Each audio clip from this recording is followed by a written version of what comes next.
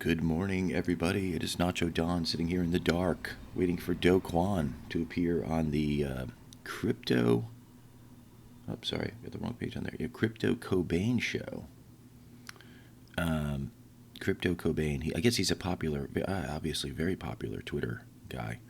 I used to follow this guy years ago, and then I stopped following him because just a lot of shit posting and I don't know. I mean, maybe some people think that this guy drops alpha or whatever. I have no idea. I don't really care. But obviously an influencer in the space. I believe he is an ETH whale, if I understand correctly. Him and his buddies, they just sit around and mock others and make fun of people for being poor and not making the right decisions and things like that. Not my cup of tea. But Do Kwon is about to appear on here, and it says here he's going to find out, going to stream with Do Kwon and this guy, whoever this guy is, CTO at peertopeer.org. Okay, so he's probably a dev or something. In a couple hours, so I can ask the questions everyone wants to ask. What the F is Terra, and how does it work? Also, what is Anchor? Luna, be Luna, sir. So hopefully this guy will have a new appreciation, and his audience for for what Terra Luna is doing. And I mean, as guys that want to make money, I mean the economics and the tokenomics and the incentives to participate in the Terra Luna ecosystem are just immense. If you're finding this video before you've seen my videos on regarding the Terra Luna ecosystem, I would encourage you to go look at those if you want a good understanding of what these protocols are and what they do and how you can take advantage of them. I did a 4-part series. It's over 2 hours long. Each video is over 30 minutes. It's just the way it is. There's probably other videos out there that are a little bit more succinct, but that is not my specialty. So I'm waiting here, waiting, and hopefully we will get a notification here. In the meantime, let's take a look at the Terra Luna price today. Oh, we're a little bit down. Wow, a rare down day. Let's refresh that. Is that a typo glitch? Is that a 21.33? Okay, we're still above $21 though. I mean, wow. Past 7 days up 33%. Past 14 days up 158%, and so on and so forth. Just Luna just kicking ass. I actually hope it just goes up steadily rather than just these crazy ass moves. Let's take a look at Anchor. There's my loan, right? There's my loan. There's my collateral value. Am I in the green? Oh, I'm still safe. I'm gonna chill. Let's see what I earned yesterday in rewards. Oh, 625 Anch, worth about and 237 from my loan. This is what I earned from my loan. This is crazy, right? This is like a day, a little over a day, probably like a day and 8 hours of rewards. Almost $6,000 there. Pretty insane, right? Now let's take a look at how Mira is doing. Market is open in New York. And let's take a look at my page. Is everything doing all right here? Yeah. Hey, wait a second. Looks like another same time frame, another $1,600 worth of Mir rewards. And you know why this has gone up a bit? Because the Mir price has appreciated pretty good. I think since I did my videos on Sunday, it was like around $680 or $670. It went up a whole buck. So that just makes everything much more valuable. And now we've got these are my Mir rewards I need to claim, right? And from my different pools. So if you if you haven't watched my videos on this, you should watch this so that you can learn how to do this. Now, obviously, I have a fair amount of money in these pools, right? Over almost $250,000. So, it is what it is. I'm not trying to brag here. I'm just showing you guys what I do. Showing you that I do eat my own dog food, right? Because I talk about this stuff a lot. And let's see, come on, do we got a link? I don't want to miss it, Let me refresh. You see my account is suspended, it says at the bottom, which is absolute bullshit, but I am hoping to... Then we got his Twitch account. I think I have that open too. Let me refresh that.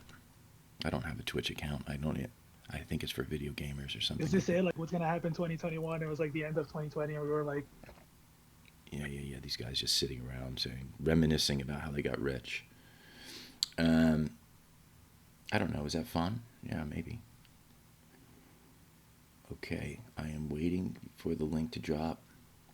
But in the meantime, let's just take a look at these.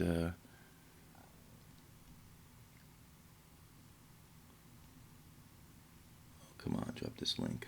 Let's go. Ooh. And you know what? One thing I wanted to say about, I was talking with my private group, and we were talking about,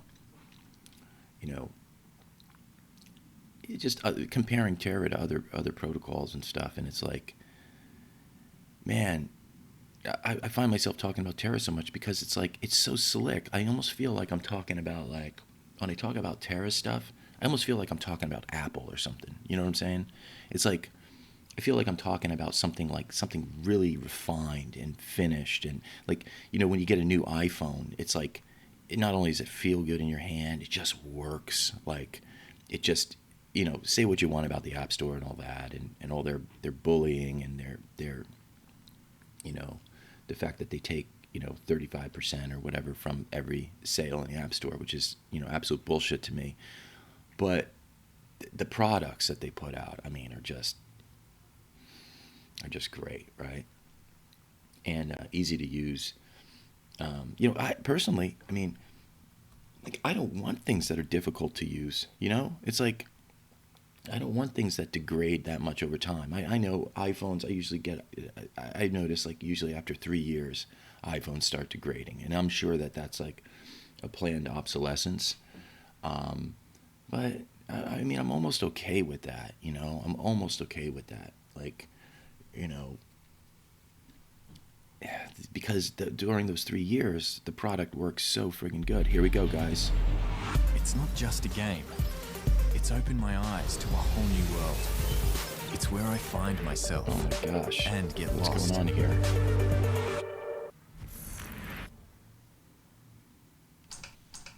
Oh, there's Doe. There he is. All right, guys, showtime. I love it. I'm in here too. Bum, bum, bum. All right, people are joining.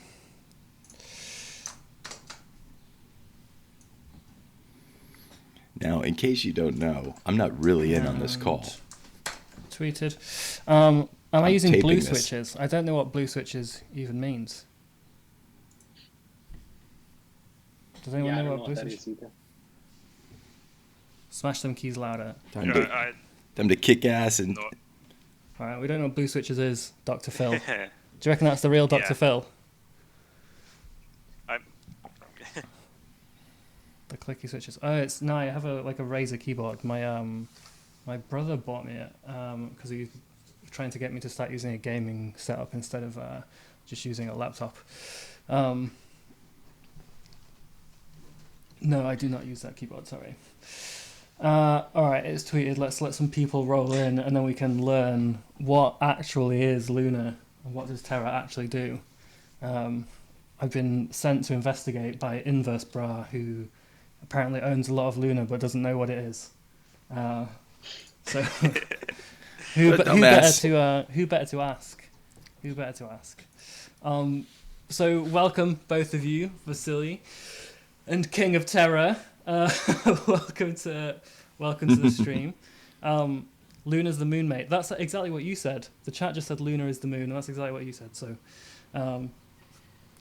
first, there's like a lot of things we need to talk about. Like, there's so many different things, and it's maybe just better to get them all out of the way at the beginning, so I can just ask what each of them is, and you can give me like a real quick one-liner. Because there's so many things, and I just don't think chat is gonna know what they are. So first, what is Terra? Terra is an algorithmic stablecoin. All right, Terra, algorithmic stablecoin, sorted. What's Luna? Luna is the staking asset that you use to secure Terra stablecoins. All right, got it. So that secures the network. Cool. What's Mirror? Mirror is a synthetics protocol, which can issue tokens that track the price of anything. Right now, the tokens that have been issued has a specific emphasis on U.S. equities. Got it. Perfect. So issues tokens for anything. Great. What's Anchor? Anchor is a savings protocol that gives the depositor fixed income of 20% per annum. Got it. The goal is to be the strike for savings. Got it. All right. And now what's LIDO? Vasily, this is a bit facetious for me to ask you what LIDO is, but what's LIDO? These guys like LIDO. LIDO is a DAO that builds a liquid staking for anything, starting with Ethereum, continuing with Luna, and going further. And then what's ST-ETH? It's an asset that represents staked ETH. It's an asset that you hold in your wallet, and while you hold in your wallet, it's increasing in balance to reflect the staking rewards you get for staking Ether. Perfect. And the final one is, what is B-Luna? B-Luna is a liquid staking asset for Terra that works a bit differently from staked Tether. Look at this guy's haircut, huh? Oh my goodness. It's a Luna that is staked and thought I was bad. Rewards based in UST stablecoin, so tracking the dollar price. He's probably got to get a big bowl to put over that head to cut that hair like that. DeFi protocol, so claimed by the holder of Luna tokens. All right, so we've got Terra, Luna, Bluna, Mirror, Anchor, Lido, and Staked ETH. There's just like so many things to keep in my head. I'm like very low IQ, left side of the bell curve. So hopefully people in chat can follow all of those things. That's a lot of stuff. I want to understand how B-Luna came around. How did the Lido and Terra collab come to happen?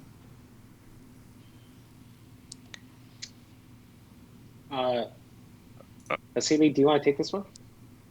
Yes. You start. I'll maybe add something. Yeah. So it turns out the Anchor savings protocol relies on these staking derivatives, like the ones that Lido Finance is working on, to be able to power stable, attractive savings.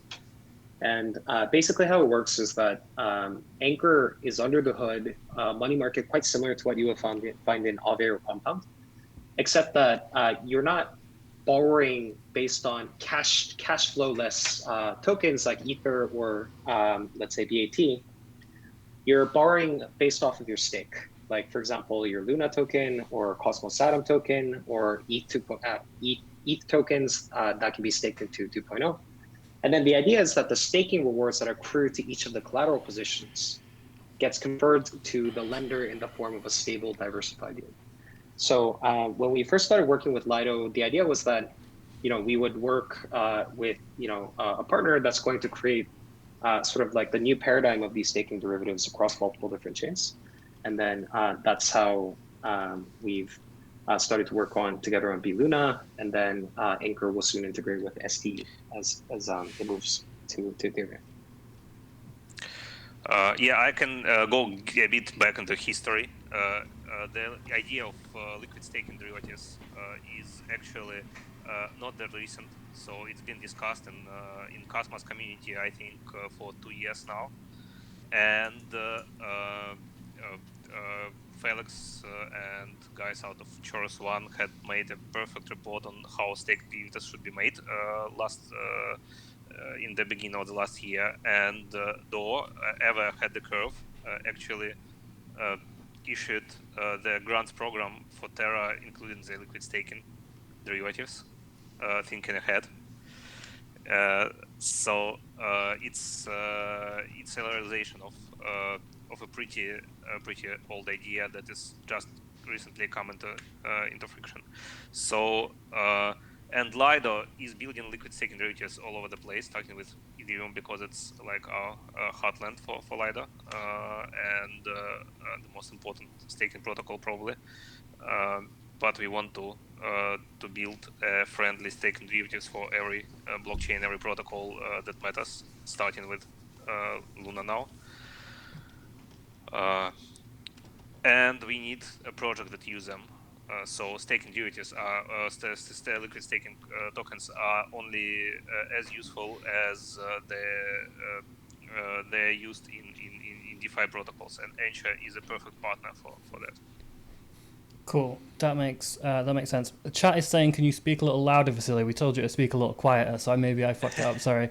So you can be a little bit closer to the mic. So that makes sense. So a lot of what I've seen on Twitter recently about Terra has been this is like the sort of, this is the one no one's talking about that's crept up CoinGecko into the top whatever.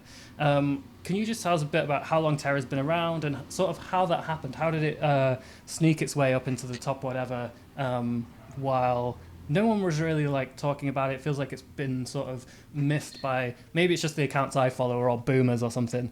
But is that something that you've noticed, and how's that got to number 15, I think it is?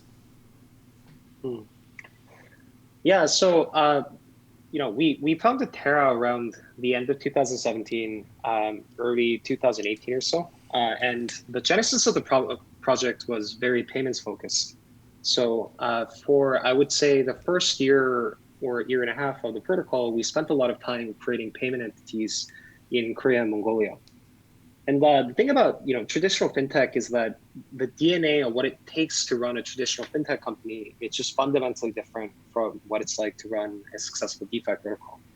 In the sense that like the caliber or the DNA of the people that's required, like in traditional payments, is kind of closed source. It's very secretive.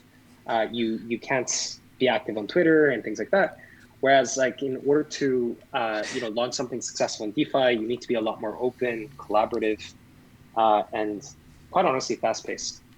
So in terms of payments, we did pretty well. So in about 20 months, like today, like our e-wallet in Korea is doing about has about 2.7 million users at this point, and it's processing about 1.5 billion in annualized transactions. And then the payments company in Mongolia is also doing pretty well. But we've recently started to transition into doing more things in sort of raw metal DeFi, which I think that's when things started to get really interesting and the community started to form around the things that we're doing. That makes sense. I got some questions from chat I'm going to read out because I always forget to look at the chat. Someone said, can you explain where the 20% APR are coming from? What's the catch? Sure. So as I was explaining earlier, like if you look at Anchor, it's quite similar to how, let's say, Compound works, except with two key differences. So if you look at Compound, basically what you do is that you borrow off of your ERC20 tokens. So it could be wrapped Ethereum or it could be BAT. But sort of the catch here is that none of these tokens have real cash flow. So what you would see is, whenever there is high demand to lever up on Ether to get more price exposure, or let's say BAT, or there might be a yield farming opportunity that persists for some time, then the yield is really high. And then like once those opportunities go away, the APR crashes down to something that's very close to zero.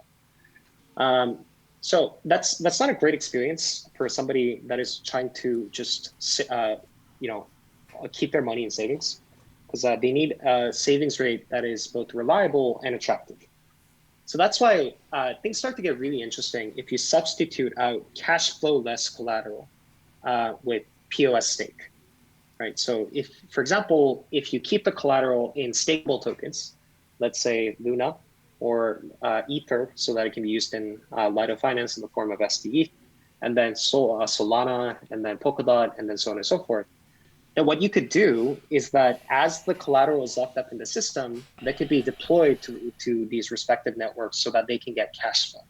And this cash flow can then be used to power reliable, diversified savings rates for people that are depositing in the system. So to do some simple math, so for example, if the minimum collateralization ratio is 200% for Luna stake, and the average APR on Luna staking is 12% per annum, in that case, that means that for a unit dollar of deposits, there's about, there's like, let's say, $1.24 worth of, APR that's being created. So that means there's 24% APR being generated. So the system can afford to pay the 20% and keeps the remainder over to do some housekeeping. That makes sense. Vasily, you look like you wanted to add something there. Yeah, I wanted to add that, we started with Luna ecosystem and Terra ecosystem, and I think it's really an unusual and unique approach of Terra to build a user base first and then offer them a range of financial services. Luna is quite unique among the staking coins in that is derives more of its staking APR from fees and not from That's the key. issuance. And Fees. That's a result of like relentless work on part of Terra team that builds a vertically integrated financial ecosystem for the Terra users. That's unique. That makes sense.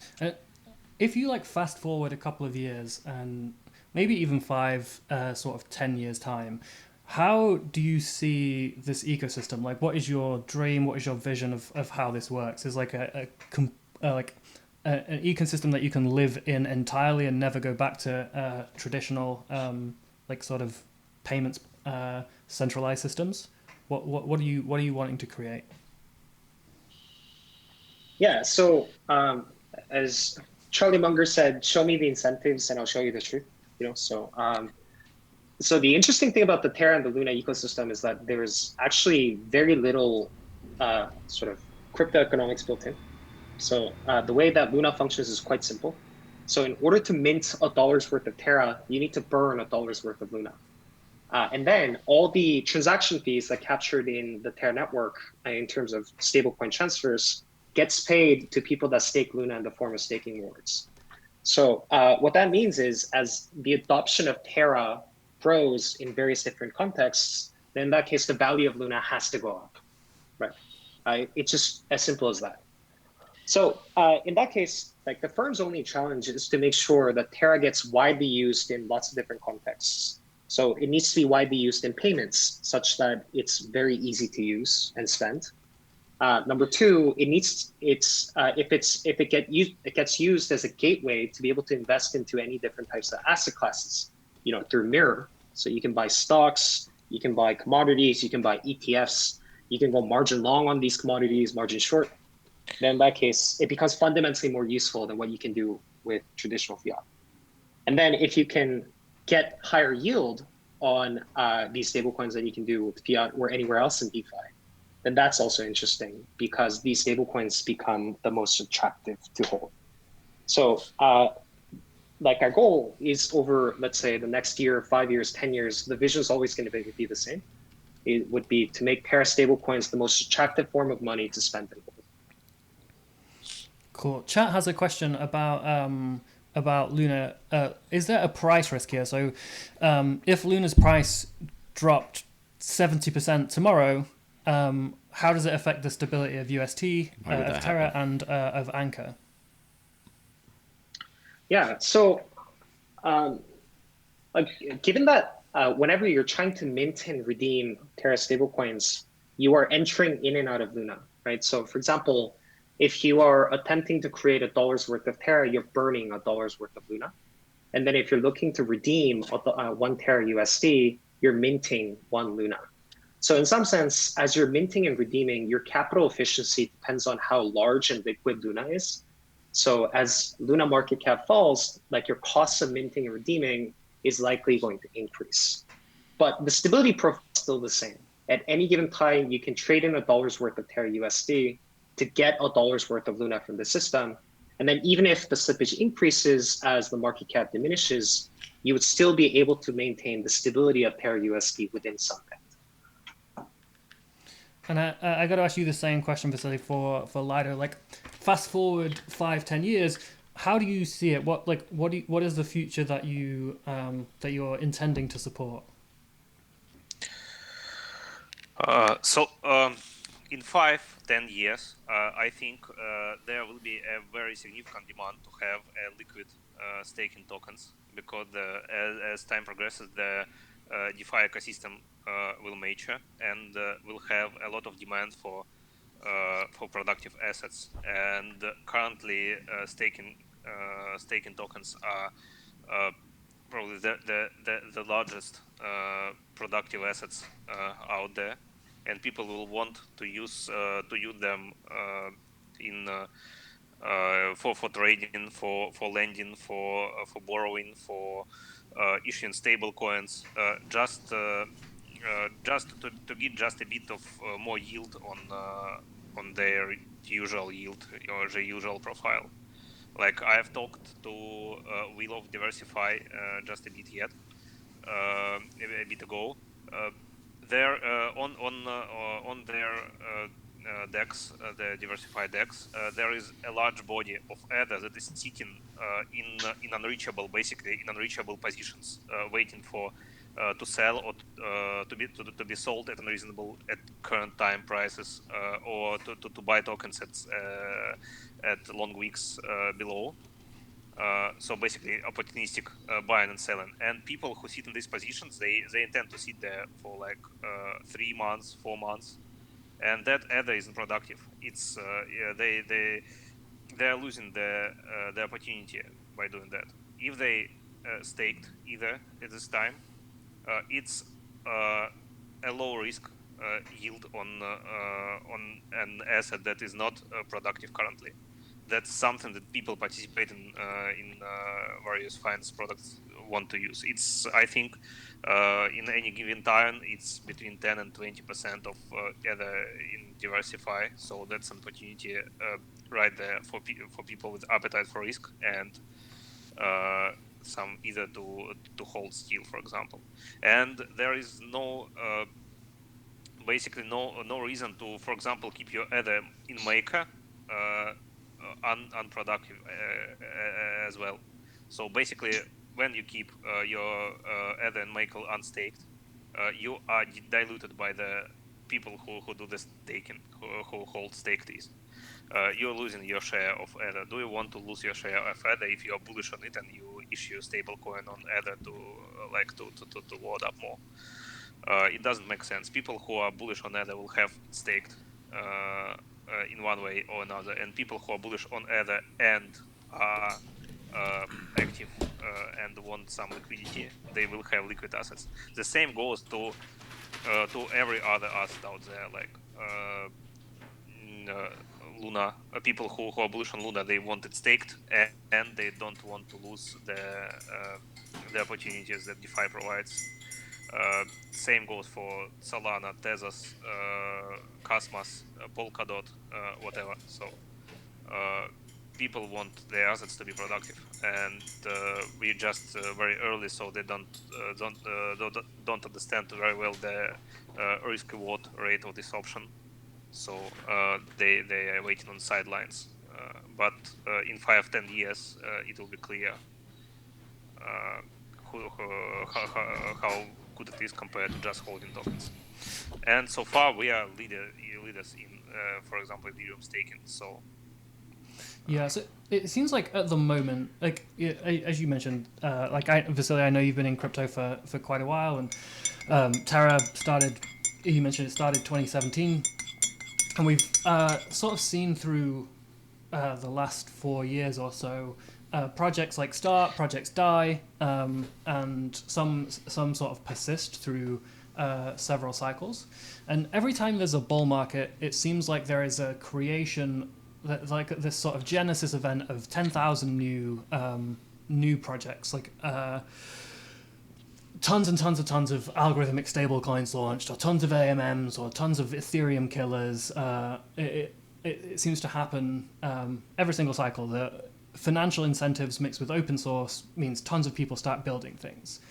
How do you see that 5-10 year future with so many different chains, so many different projects, a lot of doing similar things to each other? How do you see, is it a multi-blockchain world? Does the usage centralize on a couple of winners? What do you think? What do you think happens over the Multi-blockchain, next decade? baby. Not just Ethereum, dude. Okay, I'll start then. I'm a big believer in multi-blockchain world. I think there won't be like a single blockchain that rules them all. I think that there will be a lot of them. Most of them will be like single app or single ecosystem blockchains that will be specialized in just doing one thing good. Because you can do a lot of specialization on base layer of the blockchain, not on smart contract layers. But there will be a few clear winners. The economic activity will be distributed to the power law. So there will be like one blockchain to take 80%, then there will be one to take 10%, and etc. So there will be multiple blockchains. Many of them will be very successful, and one will be like the most successful. Yeah. So like one thing that I noticed is if you look at a lot of the new stuff that came out in, I would say, DeFi somewhere of last year. So two observations actually.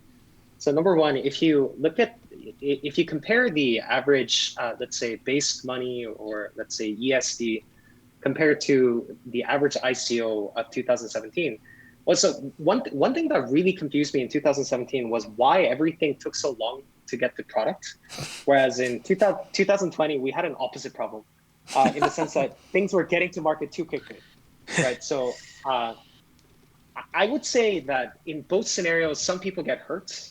And then there are some downsides of doing the 2020 approach, but I would say it's a fundamental improvement to what we saw 4 years ago, right? So, which goes to say that every time that we have one of these cycles, the industry moves forward. And I think there's something to be said about that. Yeah. I mean, I think the 2021 was the, I don't know how much moved forward in 2017. A lot of the 2017 ICOs felt like steps backwards, but the DAO model developed out of it, and a lot of like really interesting projects started there. And obviously yourselves and Chainlink and stuff. The chat is angry today. The chat is spamming a lot of questions, so I'm going to have to read some of them, or maybe start banning people. It's an empty threat. I don't know how to ban people. I don't know how to use Twitch. But a lot of people want to know about stablecoin regulation. Like how are you thinking about stablecoin regulation in regard to UST? Yeah. So funny story for some of the audience that are not aware. So Terra is actually a multi-peg stablecoin, which means there's a version of Terra that's pegged to the USD. So that's the largest market cap today at about $1.3 billion. There's Terra KRW, pegged to the Korean won, used for payments in Korea, Terra MNT Mongolia, so on and so forth. So the thing is, Terra is a DAO, so anybody that staked Luna can make proposals against the system to create new Terra pegs and to remove them from existence. So some community member added Terra THB, which is the Thai bot version of the Terra stablecoin, and then that got passed, and about 16 Thai bots was created into existence. And then about 2 weeks later, the Bank of Thailand issues a press release saying that they consider Terra Thai bots to be illegal and warns the Thai people to be careful in these currencies being used for the purposes of money laundering, which is hilarious. Because 16 Thai baht. I don't know how much that is, but that's probably like $2. Like Right. 2 cents. So I think it's absolutely amazing that we're able to capitalize on the attention of central banks. Even though there's like literally nothing happening here. So I think that's quite funny. But having said that, like, Terra stablecoins function like any other stablecoin, right? It can be used to transfer value. It's permissionless. It runs over a distributed network. So I would say the same properties and the same sort of challenges that's going to, confront the likes of DAI, USDC, and Tether are challenges that we'll have to solve as well. I've got to have a look at this. Thai central bank outlines plans for. This isn't the thing. I wanted to see the thing where they told you off. So when something like happens and the Thai central bank gets pissed at you, do they like get in touch? Do they like send you an email like, please stop using our fucking shit? Or do they? Is it just like a threat that goes into like the media, or how does it work? No, so they issued a press release saying that they consider Terra Thai baht, which is a newly minted algorithmic stablecoin, to be illegal and banned in Thailand. And then, lots of outlets carried it, including CoinDesk and some others. So, so if you look up CoinDesk Terra Bank of Thailand, so it should be easy. I'll have a look. But so they don't reach out to you and they don't get angry. Are they like getting getting a like naughty letter from the Thai central bank would be kind of cool. I'd frame it, put it on my wall. I ordered the frame yesterday, actually. I found it. Thai central bank warns against illegal use. It violates the nation's currency act. The Bank of Thailand. Look at Doe just sitting there smiling. Any activity involving it He is illegal. the new central bank. What has happened with those 16, the $2 worth? What's happened? Have people used them? Is it just sitting in one? Asked by a user whether he believed the central bank could hurt the ecosystem, responded saying, "Lol, no."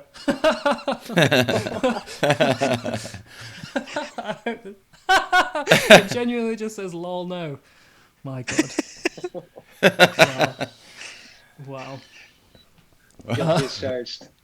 So, do you have any concerns about the US being more draconian on US-based, US-denominated stablecoins? Well, yes and no. So I feel like the US and by the US, I'm speaking rather broadly in terms of Western regulatory bodies, I think are going to start to enact more regulations on centralized stablecoins to prevent money laundering and then to enforce reversibility and things like that.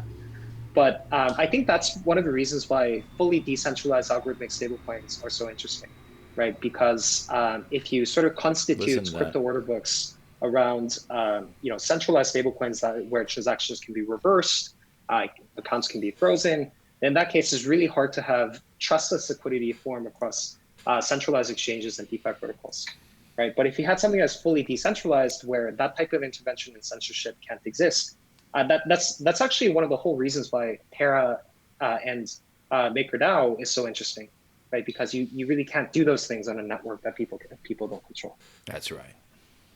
Yeah, that's cool. The chat has been very incendiary towards central banks as institutions. I don't know if I should read any of these out in case they do go draconian and I'm implicated in something in the future.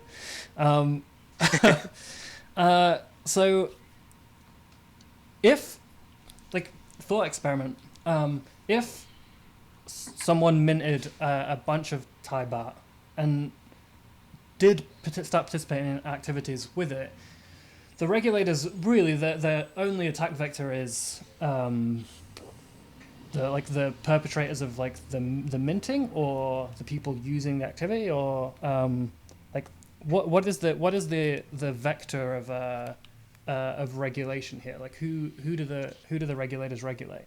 Is it the users? Yeah, so I mean, generally, with these things, regulators try to crack down on the service providers of the last mile. So, for example, if there's like a payments app trying to operate on Taibot, then they might deny, this payment provider the right to continue using a payments license. So that's why for all the things that governments like to control, it's controlled via license, right? So that they can take it away when they want to.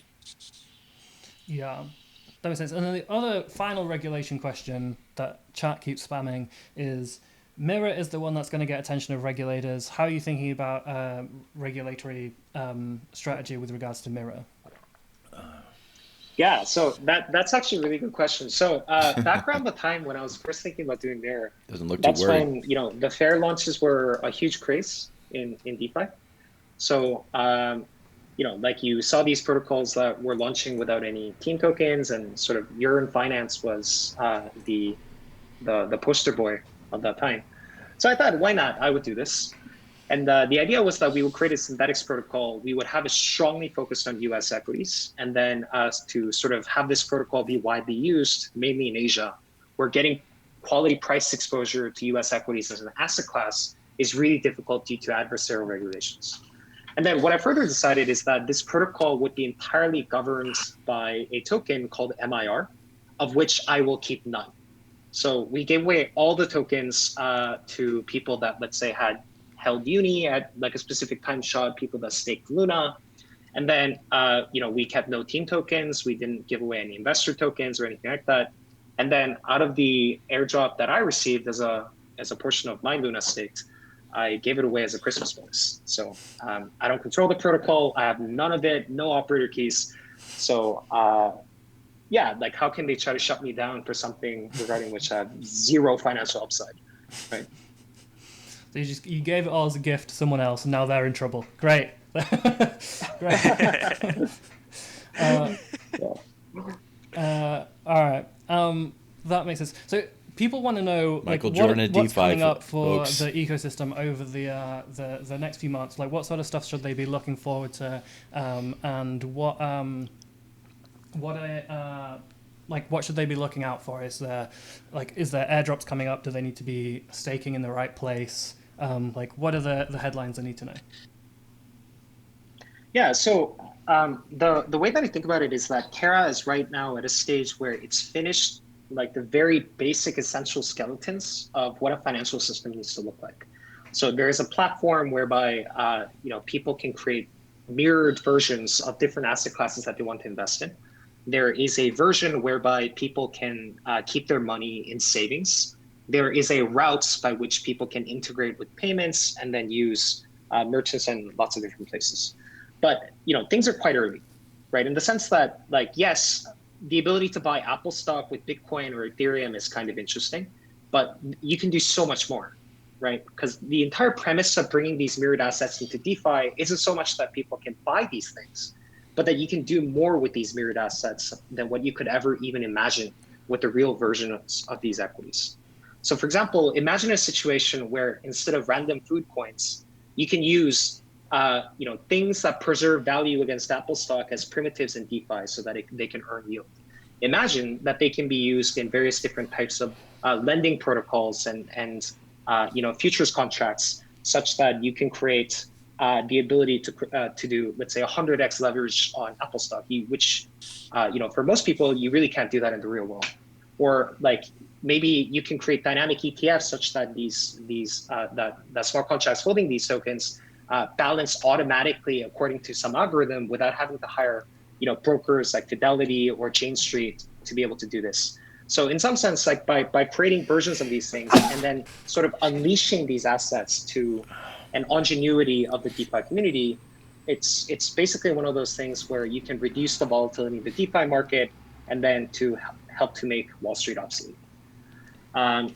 Second thing that's kind of interesting is that whereas the first protocols that were built on Terra was largely driven by Terraform Labs, which is a company that I founded, there's a lot of different protocols that are being built on Terra right now, from things like Spar Finance, which is a decentralized money management protocol, to a lending market called Still and Stealth, And then things like Alice, which is also another interesting project that is being built out. It's more of a, so like Alice is named after Alice in Wonderland, where she's sort of like the first proverbial character to lead everyone down the rabbit hole. Right. So there it is. There it is. Yeah. So Alice like helping is. to grow and develop that ecosystem and community Very is cool. something that's sort of new to me and super exciting. What are you most excited about? I saw Alice, but I didn't know what it was, and then I saw that it opened on like Binance or like a 10,000x or something, and I was like, I'm just never going to look at this again. No, it's not I think I the same googled it one. and I was like, I'm too late. I always feel late when it's day 2 and not day 1. Yeah, I mean, so that Alice has nothing to do with Terra's Alice. Wait, Terra's Alice there's multiple Alices. Finance a bunch of scumbags. That's what. There's multiple Alices. They I robbed think More that than one is- person decided to create a crypto called Alice. Right, and I'm sure that in real life you know more than one Alice. So it's kind of like a similar situation. I think I know one Alice. Oh man, I if we see. start getting into a place where there's like 7 different Alices in crypto, I know Alice, the I'm gonna retire. maid on the Brady Bunch. I'm gonna retire. This is too like I can't even keep track of my own portfolio. What the fuck? And it's like on an app. Holy shit! All right, so what does your Alice do? They need surnames. We need surnames for the shitcoins now. Not surnames, aliases. An alias for Yeah. Alice. Yeah. So here on after, the only Alice reference would refer to the Terra version of Alice. So like our version of Alice is named after the proverbial character in Alice in Wonderland, who's sort of like the first character in fiction to lead people down the rabbit hole, right? So what that means is that if you look at Terra's suite of products like Mirror and Anchor and things like Nebula and Saturn and different things that are coming out, they are, I think we try to focus a lot on user experience, but they do still touch upon some pretty complicated DeFi concepts. Like, for example, providing liquidity, yield farming, and different things like that, which I think sort of escapes the processing power even in most of the crypto community. So I think most people in the crypto community has the ability to purchase assets and transfer them, but they don't really understand things like how to tap into yield or providing liquidity or to calculate impermanent loss and things like that. So how Alice works is that it's a neobank that's built entirely on top of the Terra protocol. So imagine a version of Alipay that offers you 20% yield, that assures you against risks from various different platforms, that gives you the ability to invest in different types of assets in a very simple, intuitive Robinhood kind of way, and that allows you to pay for things using a dedicated experience similar to what you're used to in, let's say, the Square Cash app. So that's basically what it is. Alice in Nice. So Wonderland, like folks. A Down the rabbit Monzo, hole. like fintechy kind of experience for introduction to this ecosystem, kind of like Dharma, Right. I guess, or I can't remember what the other one's called. Right. That makes sense. And you said there was a lending market, and then you said stealth. Is it called stealth, or is it in stealth? I just got to clarify now shit. that after the Alice issues. Oh shit! You know what? We should have called it stuff. Yeah, maybe. Yeah. Yeah. So it's in stealth, and you can't tell us what it's called. Yeah. Okay. So, but there's like interesting stuff. So it's like a lending market that is way more capital efficient than, let's say, Aave. So I think the closest comparison would be Compound Chain. Yep. So there's multiple bridges that are being built on top of Terra, including IBC and Wormhole. So the idea is that we would sort of suck in liquidity from multiple different ecosystems to be able to provide capital efficient lending, on the Terra chain. And then there's things like dynamically balancing ETFs and money management protocols and lots of different things happening. And if I'm a developer and I'm like listening to this chat, it's actually very unlikely. Most of people that are watching this from my followers, like they're flipping stuff on Binance. However, if there happens to be a developer watching, and they think this sounds super interesting and they want to build on top of Terra, like where do they start? What do they do? I'm guessing they don't just tweet you. Yeah, so actually that's where I've sort of met a lot of the teams that are building on top of Terra now. They generally reach out to me on Twitter, and then that's generally how we get acquainted. And then on Twitter, I have a very, let's say, aggressive personality. So the first few exchanges are quite profane, and then I think they evolve into something that's a little bit more productive. I don't know anything about such a personality. I see. Yeah. Well, anyway, so like Twitter DM is like a great place to reach me. So we're shipping something, in about 3 weeks or so. It's called Engineering Bay. So if you've noticed, most of the things in the Terra ecosystem are named after Starcraft things. So Engineering Bay is sort of like a research institute of the Terra race in Starcraft. So the idea is that it's like a go-to place where people can look up code samples. There's sort of like an SDK experience similar to what you would find on the Shuffle Suite. Various guides to develop different types of standards. And then there's also a capital arm that helps developers find other teammates and raise funding called Terraform Capital. So it's a good community to be in. So outside of like the there's a question from chat, but like outside of the it's early, it's brand new. What are the incentives for people that are maybe developing on ETH to jump over and come develop on Terra? Yeah, so I think a couple of things. So number one, like if you look at the things that are being built on top of Terra, it has a very sort of, let's say, outward looking vibe. So what that means is that if you look at the Ethereum ecosystem, just by the way that a lot of the tech stack is structured, a lot of the building and exciting protocols has to be insular, right? So reasoning about Ethereum prices, the willingness to pay high gas costs has to be geared towards people that are already earning and trading in crypto. So it's for a very specialized audience. But for Terra, the way that all of our products are structured is that they're always outwards looking. So 20% yield on Anchor is not that exciting for somebody that's already in DeFi, but it's super exciting for somebody that's getting 0.01% from Wells Fargo in the United States. Or like the ability to buy Apple stock is super exciting in places like Thailand and China, where accessibility to such assets is really, really bad. So I would say the most exciting thing about building on top of Terra is that whatever solutions that you build in gets weaved into a user base that is starting to leverage DeFi technology to solve problems in everyday life.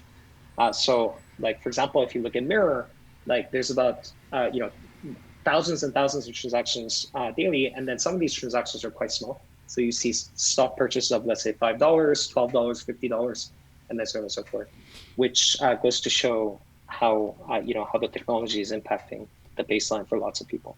Yeah, that makes sense. I like the idea of building everything sort of consumer first and retail first, because like the knowledge barrier to entry for crypto is going up and up. Like I assumed, maybe foolishly, that it would go down over time, and the most complicated thing that I would ever have to do was when I was like installing different like wallets on a really old machine in like 2013, like trying to get the blockchain for like WorldCoin to work or something.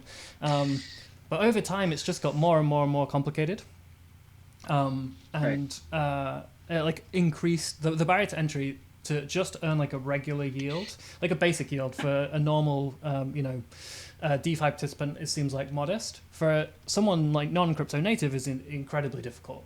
Like I helped someone install MetaMask the other day, and they were like, "It can read all the websites you're on." I was like, "Trust me, it's fine." Like I've had MetaMask installed for a while. They're like, "I don't like it. I'm not doing it." And like, it's just installing a browser extension. So I think building things consumer first is pretty interesting. How do you, as the ecosystem grows, how do you maintain that sort of user-friendly, like consumer-focused experience as you sort of lose control of what's built in the ecosystem and how things work, and as products get more complicated? Yeah, so I think, as the ecosystem evolves, I think the narrative is going to get a little bit broader. But I think what's kind of interesting is that, like, as a founder of a crypto protocol, like, you can't control how the protocol evolves over time. What you can do is to be really clear in the vision by which the project was first conceived. So, for example, there are people now that are still talking about how Bitcoin should be used for cash, and then launching forks based on top of Bitcoin. And what's kind of really interesting about what's happening in Terra at the moment is like a lot of the new protocols that are being launched has a very specific user focus because that's what drew people into the project in the first place. And I think that sort of vision and direction compounds over time, right? Like even doing very simple things like all value must accrue to Luna, it's like a meme that a lot of new projects are picking up as well, even though they have no financial reason to do it. So for example, like most of the new projects that are launching are setting aside airdrop budgets for people that stake Luna in order to align incentives with like the base layer. Yeah, so that's kind of interesting. I'm going to go back to chat and read some questions. One guy, Chobber, says Kobe gives the worst alpha, guaranteed paid shill. Am I getting paid for this? I hope I'm fucking getting paid for Paid this. shill. That's hilarious. what- I hope I'm getting paid for this. I don't know if I've ever been paid for anything. If there's a paid shilling service you want to get in touch, I'll do it if the prices are good. One question: do you think you'll get a Nobel Prize? Maybe we'll skip that one. Can the 20% APR Nobel Prize, Do sustain Kwon. in a bear market? Yeah, I mean, it has nothing to do with the price direction of the underlying coins. If you look at like Luna, for instance, like the value comes from transaction fees, which has nothing to do with Luna's price direction. And then if you look at other assets like ETH 2.0, SD, and then Sol, and then let's say the Cosmos Atom, the monetary policy is inflationary and fixed. So no matter what the underlying position's volatility is, it's still going to keep producing a steady yield over time. There you go. Love it. Why is there no auto compounding in ANC and MIR DeFi? Says Haradius. There is. Well, so if you actually deposit money into Anchor, it's auto compounding like every hour. So Haradius, get out of the chat. Get out of the chat. Shit question. Well, I just lost a good question. The chat's going a little bit too fast now. People keep asking about the Anchor launch. I want to ask a couple of questions about it. One, what's it like the days before the Anchor launch? Like, what is the feeling like, and what does it feel like on the day? And then two, what happened with the launch? Apparently, a lot of like bots buying stuff like that. How did you feel about the launch when it happened? Yeah, so interestingly enough, we did about a 20 million raise for Anchor like on the week before we launched the protocol. I'm in the chat where you and Konstantin and Vasily were talking. I was so it took all of my fucking strength not to be like, can I get in on this, by the way? You know what? I was very proud of myself, just like going, this is gonna go so fucking turbo, and I could just jump in here, but I'm gonna try my best and not say anything. I'm not tilted. I'm not holding it against anyone. But that's how much of a non-paid shill I am. I literally didn't even get into the fucking fundraise. What a bad move. Anyway, sorry to interrupt. Continue. Wish I got in on that. Yeah, I mean, so we did like a 20 million raise, and we didn't really pitch people, so we just raised most of the money through an email. And like the goal was, like the entire setup was intended to be, okay, let me try to sell these tokens at a higher price to VCs, and then I'm going to sell it at a lower price to retail, and then they'll make me your hero, right? So, but like what I hadn't anticipated, and I started to get this sense while I was talking to investors, was that, man, this is a totally different market than what it used to be like a year ago, right? Because like I would tell them nothing, yet they still wanted to invest. So I was like, oh, okay, yeah, shit, yeah, maybe I was wrong. And then we sold tokens at like 100 million valuation over 18 months, which is pretty high, to be honest, for like a new launch protocol. And then I thought like if I sold it at like half the price, a lot of people would like it, and then it would be decently popular. But then like the Telegram room started to get swarmed with different people asking questions on how to participate in like the initial sale, and then wanting to get in, and then like the Telegram group numbers for the Terra room like surpassed 10,000 like really quickly. So I was like, oh, okay, yeah, this is not going to go well. So what we did was we noticed that there were DDoS attacks happening against public nodes that were running our wallets like Terra Station and Finder. So obviously there were people that are trying to commission bots while at the same time preventing retail from getting in.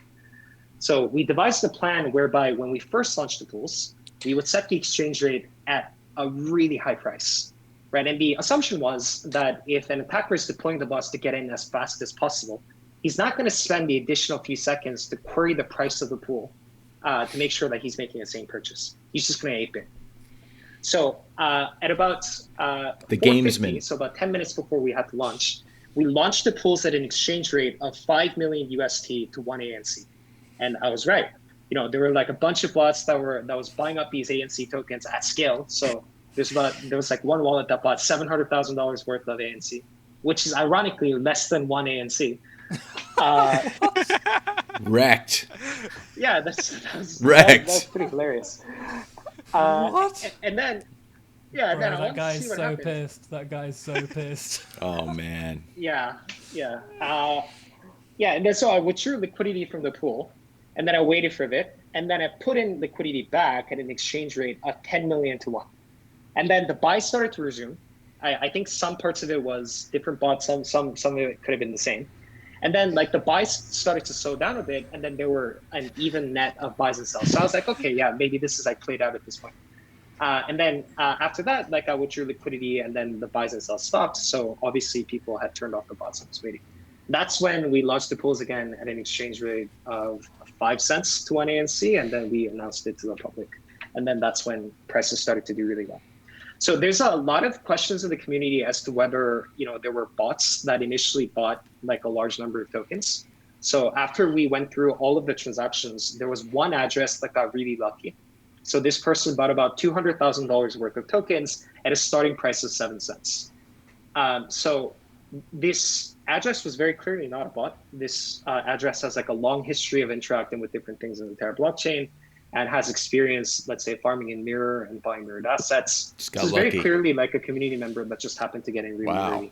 Unbelievable. And as to whether the team would want to do this, like why would we try to snipe tokens that we could have just easily printed to ourselves? So, you know, There you go. there's that. Yeah. Put it to Amarov in bed. the chat says it was him, so let's just pretend it was. I want to talk I wish a it little was bit Doe. He about, deserves it. about scaling, and I want to talk about, you know, you mentioned ETH's high fees, and I'd like to talk a little bit about how you see the rest of this year playing out, both with regards to ETH2, layer 2 scaling on ETH, and scaling within Terra. Like how like what's the throughput? How much can you do? And is there going to hit a point where you start to feel the pain? Sure. So in terms of how scaling is going to play out over different systems, like I'm one of those people that believe that censorship or decentralization is on a gradient, right? So I think there's going to be lots of applications for which you really can't sacrifice decentralization. So you kind of have to be on Ethereum. So I think those things are by which generally containing value or data or transactions that people would want to censor and nation states would want to shut down. I think for things like that, like it absolutely has to be on Ethereum. And then I think there's like a gradient in terms of censorship resistance where, yes, maybe it's not something that's interesting enough for the US to want to shut down, but at the same time, there might be, let's say, sort of secondary state actors. Like, for example, there might be something that Korea wants to shut down, or there might be something that the Bank of Thailand wants to shut down, or there might be something that a bunch of companies will want to shut down. But it's very difficult because it's on a, shall we say, more federated, but still decentralized network. Like, for example, Terra, Solana, and let's say Polkadot. So I think in those contexts, there would be lots of applications that require less censorship resistance, but faster speed that's going to live on lots of different chains. And then I think that's why an interchain play is really valuable here. So if you can sort of bridge value to transfer fluidly between all of these different ecosystems, then in that case, like you can sort of still maintain accessibility to ecosystems that scale faster, and at the same time require less decentralization to sort of applications that require a little bit more serious decentralization, while at the same time can sacrifice throughput and scalability. In terms of like how far the Terra ecosystem can scale, like the Cosmos vision and Terra is built using Tendermint and the Cosmos SDK, is that like really the scalability is bounded by the the number of validators in the system. So as the number of validators increase, it's really hard to scale transactions, in a reasonable kind of way. So with Starport's optimizations, I'm thinking that transactions per second cap is probably going to be like 1,000, and with a little bit more optimizations, maybe 2,000 with IAVL tree upgrades. So I think the ultimate vision for how things like this is supposed to pan out is that really if you look at the Cosmos ecosystem, it's basically a sharding system where each of the shards have their own branding, right? So in some sense, like Terra could be a shard, or the Cosmos Hub could be a shard, and then Band Protocol could be a shard. And basically where I see the version of this playing out is that for the shards or the subnetworks that require their own identity, they're going to stand up in their own right. But for Terra, for instance, it's going to shard into different versions of blockchains that all use Luna as the staking asset. And the idea is that there would be an execution layer that sits on top of all those zones, similar to how you would do in a sharded network, that elegantly relays transactions amongst all these different state machines by using IBC. It's basically a sharded blockchain. Beautiful. I normally reactively say that makes sense. That makes sense. It's like one of my a continuation of conversation things. But you know what? I just don't think I can say it this time. That almost makes sense is maybe what I can say. If there's people in chat smarter than me, then there you go. I'll probably need to listen to this back twice on 0.5x speed in order to understand it. I'm just gonna go, yep. Makes sense. Cool. Yeah, got it. That's actually how I was thinking of building a blockchain, but yeah, you did it first. Fair enough. Vasily, how are you seeing the this year on ETH? What do you think? ETH 2, is it going to happen this year? Layer 2 on ETH, is it going to be what everyone wants it to be this year?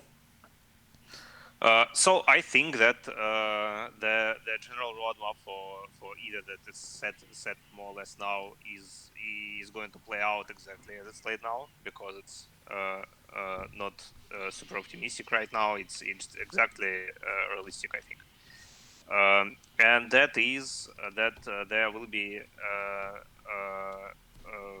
the first hard fork of Ethereum 2.0 will be soon, and it will be mostly technical. It won't bring new features. It will be something that makes Beacon Chain work better, not at what it does, not that do more, and it doesn't do anything right now. So it's about as useful as a potato, maybe less. So. Because it's testing the consensus algorithm and the network stack and things like that. So that's by design. And there is a merge planned that will play out over the end of this year and maybe the beginning of the next one. I think it will be the end of this year, where Ethereum 1.0 will migrate to proof of stake. I think the testnets will start in summer, maybe July, maybe August. It can be accelerated by minor hostility. Oh, no.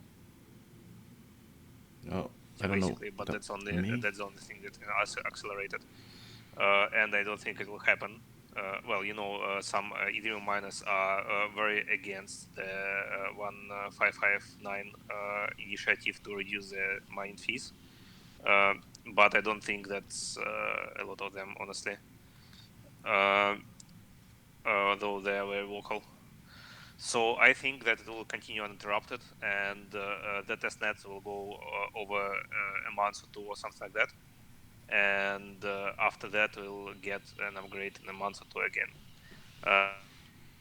And we at LIDO are building according to that timeline, and we are ready to be accelerated if the timeline accelerates. So we will okay building for the merge, we will okay building for the testnets.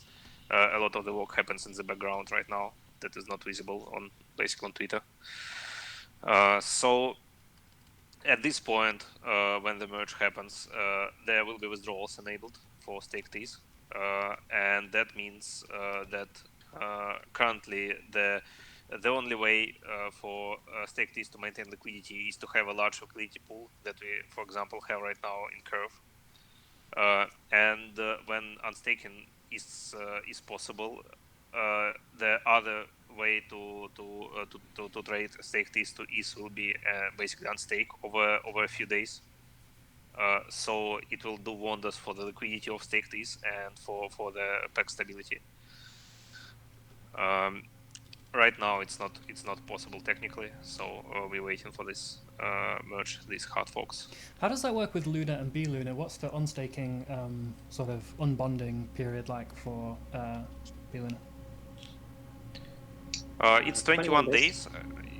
Yeah, so right now you can get Luna from B Luna in 21 days, or well, it can be traded also as staked ETH, but I don't think there is a large source of liquidity for it now.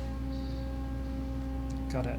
So like, there's not tons of requirement to trade in and out. It's just for emergencies, I guess. All right, we've been streaming for just over an hour. I'm going to let the chat ask the remainder of the questions. And msmiths9020, you keep spamming. Can you please sit still, bro? I'm not going to sit still for you. You could just leave. I can just ban you. It'll be easy. You can just close your eyes. Close your eyes. There's like nothing happening on the screen. I do it so I feel comfortable. Like, go away. I'm gonna let the questions come from chat for the rest of the stream. They want to know, bro, what's your Starcraft rank?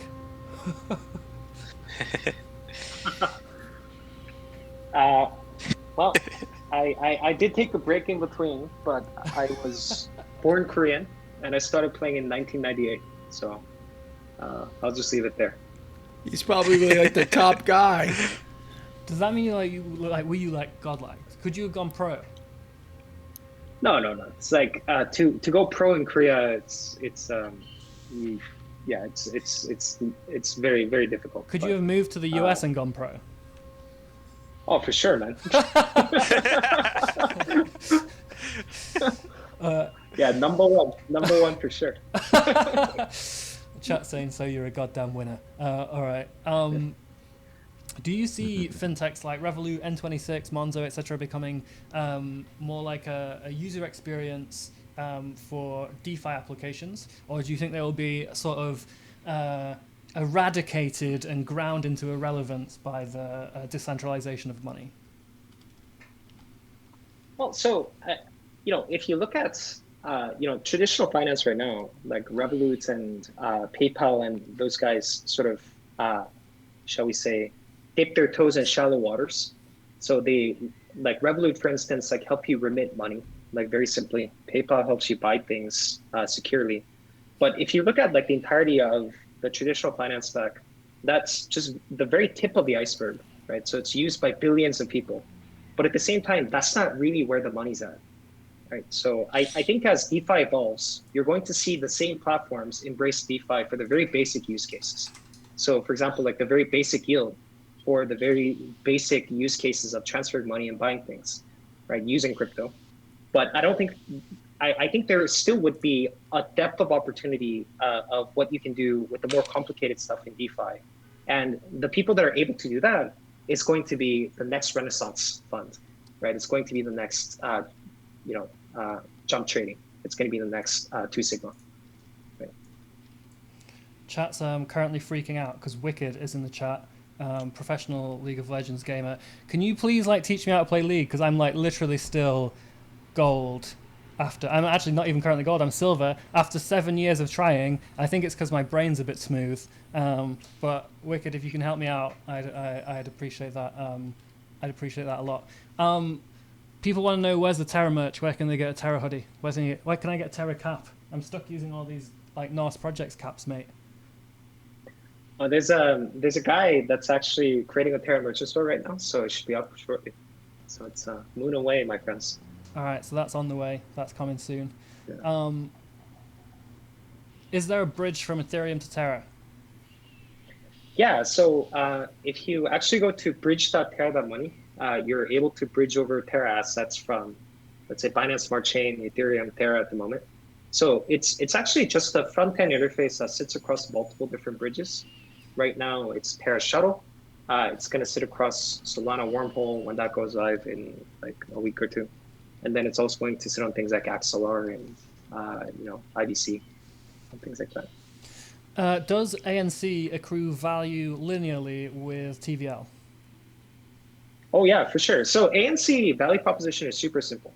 So for example, if you imagine that Anchor is a bank, ANC just gives you a portion of the bank's revenue. So a bank or any sort of modern depository institution is a marginal business where it captures the difference between the lending yield and the borrow rate, right? So it takes whatever that rate is, and then it takes a portion of that, and then it gives it back to people that stake ANC in terms of cash flow. Will Terra projects always be released like in sync with moon phases? I don't really understand this question because I don't know about moon phases, but surely there's always a phase of the moon. Yeah, I mean, so this isn't technically true, but there's like a saying in the Terra community saying that we only ever release products during the full moon. But yeah, so we definitely don't do that, and we don't time those things. So. Fine. When UST on exchanges, says Bombesti 887. Hey, so we proved that like a new stablecoin can get to 100 million in daily trading volume and over $1 billion in market cap without getting major exchange listings. So I think this is the data point that we print out on a piece of paper and then go to the major exchanges, and then we get this thing listed. Simon the engineer says, "Can you ask Vasilia if we are gonna make it?" Yeah. Of course we're gonna make it. What do you think? The Shaman Shadow says, "What's the deal with DNA and Luna?" I'm asking questions that I literally don't like. I don't know what DNA is, so I'm just reading them out at this point. Yeah, I have no idea what that is. No one knows. No one knows. It's something that you've made up. All right, I missed another one. Yeah, that guy's not gonna make it. Yeah. That guy's not going to make it. When will staking percentage increase for anchor stakers? Yeah, so you really need like at least like a month's data to build up over these things, because there's the anchor system relies on like a set of different epochs to function correctly. So you would need that data point to build up before time-weighted averages of things can take place. So once we have that, then we should have a better understanding of what economic levers to calibrate. Oh, finally I saw a good question. It disappeared so quickly. I'm going to ask the other one. Is this financial advice? No, unfortunately, none of this is financial advice. If so, you're getting financial advice from morons. Any projects aimed towards Latin America? Not that I know of at this time. Cool. Mexico, man, we need an app. Is Terra Lab going to continue building the Luna platform? By the Luna platform, I assume the Terra project, and the answer is yes. Spa airdrop, yes or no? That's not something that I work on, but to the best of my understanding, they have a Luna airdrop planned. They have a good airdrop planned. How would Degenerate acquire this airdrop? How would one become eligible, or do you not know? Stake Luna. Oh, so they actually announced the plans at Sparda proposal that Sparda Finance. So the airdrop scheme is identical to Mirror. So if you stake Luna on the Terra blockchain, you receive a large Genesis airdrop, and then the remainder over, let's say, the course of the year. What are the risks to depositing funds in Anchor or to Anchor? So I guess there's technical risk. So the smart contract could break, or some of those things could happen. So you should be careful when using newly engineered systems without much financial history. Nice. And I found a good question. What are the major challenges? Steady and I'm going to hands. ask it to both of you from the Terra ecosystem side and also the LIDO side. What are the biggest challenges that both of you face over the next couple of years? And what can people be doing now to contribute towards like overcoming those challenges? Vasily, why don't you go first?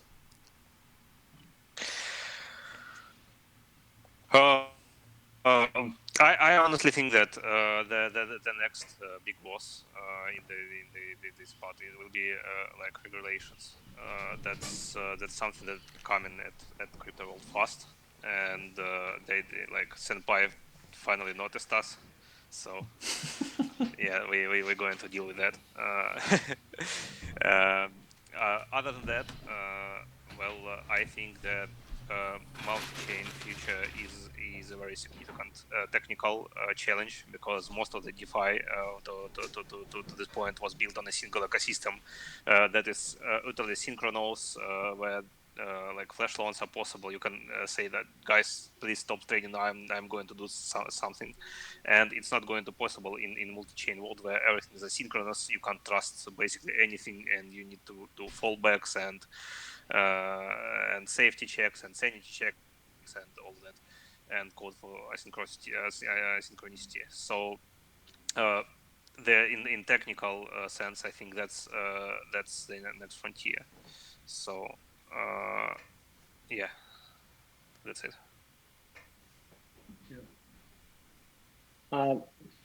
So like from my perspective, I think the biggest challenge for crypto is going to be in sort of transitioning to more capital efficient and more useful types of models. So I think one of the big problems in crypto now is that everything is so over leveraged, right? So if you look at what DeFi is, it's putting things into pools, which gives you proof of contribution. And you put these tokens in different pools, and then you put that into different pools, and then so on and so forth ad infinitum, right? And given that all of these pools are sort of permissionless, like you have no idea how over leveraged that these different assets are in different types of platforms, like centralized exchanges and different pools. So I just worry that with significant enough technical risk and cascading set of failures, that you could see lots of value being wiped out across the ecosystem. And I think this is one of those things that people don't really understand with DeFi and to some extent staking in general. So I think a major challenge of trying to fix these problems is to make sure that we sort of compose and to build decentralized finance on really strong foundations. So making sure where'd he go? that are sort of building on top of each other to make sure that we minimize the risk as much as possible. And then a fair amount of that value is going to come from education as well. Cool. I don't know if this is a serious question. This person's questions have been so bad, but I'm going to ask it anyway because it's funny. Why are you not paying YouTubers to speak about Terra? Most of them don't know that Terra's even in the top 15. Is it common for people to pay YouTubers for things? I thought. I don't know, dude. Yeah. I like the question. I think it's funny. People in the chat are just like shouting him down now. YouTubers are whack, apparently. Apart from KSI and Calyx. KSI and Calyx are legends. Okay, I think we're running out of good questions. So I'm going to ask both of you for one final thing. You've got to give some free alpha to the chat.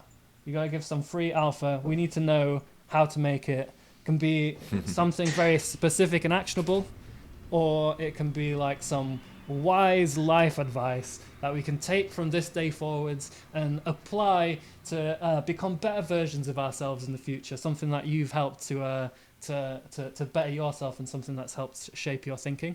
Or it can just be absolute nonsense. Honestly, there's like this video will probably be watched a few more times and disappear into obscurity. So it's totally up to you. I'll defer to you, Vasily, to go first. I urge people who are in DeFi right now to sleep at least 4 hours a day. That's imperative. 4 hours per day. At least that's minimum. Your free alpha is to sleep for 4 hours a day. You mean in addition At to your least. like evening sleep, or you mean like get some sleep because otherwise you die? I see a lot of people out there who are obviously looking from their like actions and words don't sleep at all. Yeah, that's for them. That's not for everyone. There are some people who already do that, but I'm talking about the ones who don't. So. How often do you sleep? How much sleep do you get per night? Because when you were like last year, like October through to December, I think you were doing an average 2 hours or something. Yeah, it's better now. Yeah. Yeah, I can say I follow my own device. Yeah. 4 hours is still bad though. If you you need 8 hours or you just die really quickly. I read this book. Calix actually showed me this book about sleep. I'll tweet the links. I think everyone should read it. And if you don't sleep properly, you just die. That's it. That's it. You just fucking die. It's not even like you get slightly unhealthy. You're dead. One day you're fucking dead. All right. So the free alpha from Vasilia is that human beings need sleep. You are a human being. You should do it. But Vasilia only reckons you need 4 hours. How about you, mate? What's your free alpha for the chat? Yeah. So, like one of the most valuable things for me in terms of like, productivity was, I started to keep track of everything that I did like in like a given day. And then I realized that like, even when I was working super hard, I wasn't getting a lot done. So, and that's because I was trying to force myself to do things. So these days I only work when I want to, and then I only work on the things that interest me. So that's why I don't really publish roadmaps or anything like that, because at any given time, like if something is interesting, I'll do it instead of like having to plan it and having to force myself to do it over some period of time. So obviously this is kind of challenging, like when you have to, like run staff and like run a company.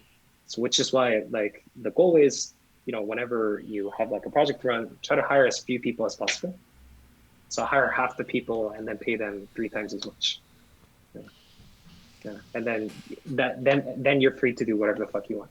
All right, so play video games when you want, work when you want, be smart about using your time, and use your passion and drive instead of forcing yourself into some sun-based regime, some scam that's been devised by, I don't know, whoever created the universe trying to make us do some work in the daytime or whatever. Thanks both for coming. Chat is saying staking Luna is the alpha. And they're also spamming when Coinbase. But thank you, thanks for coming. I'm looking forward to chatting again in a little while when we see how things have developed and the entire world is running on UST. Looking forward to it. Thanks everyone. Thanks chat. Beach, you've got a very good Twitch name. See you all soon. Remember, you're only 1 or 2 good decisions away from financial freedom. Is it because you're too scared? Or because you're too stupid? Is financial freedom like when you are free of your finances at all? When you're at zero. When you're at zero. I'm finally free. I'm finally free. All right. Thanks, everyone. Ciao, ciao, ciao. Bye, stream. Bye. Okay. So that was pretty interesting. And let's see, did we get a price bump on that? Nope, not really. Went down a penny during the broadcast. Hopefully all his folks are gonna go in there and buy some Luna and get started. Although I'll tell you what, the crypto Cobain crowd are very late on this one, but I still think Luna's got a long way to go up. Anyway, that will conclude this. I'm gonna throw this up on the channel. Hope you guys enjoyed Doe dropping some knowledge with the LIDO guy, and I'm gonna do a video on how to stake ETH in the SETH pool here soon, which involves just taking basically minting SETH with your ETH, and then your ETH goes off to 2.0 land, and then you throw it into a Curve pool and you earn LIDO tokens, Curve tokens, and then APR from the ETH staking pool, I believe. And I think that comes out to be something over 50% at the moment. So, hey, better than just having your ETH sit in a wallet, right? Anyway, take care. I'll see you soon. Bye-bye.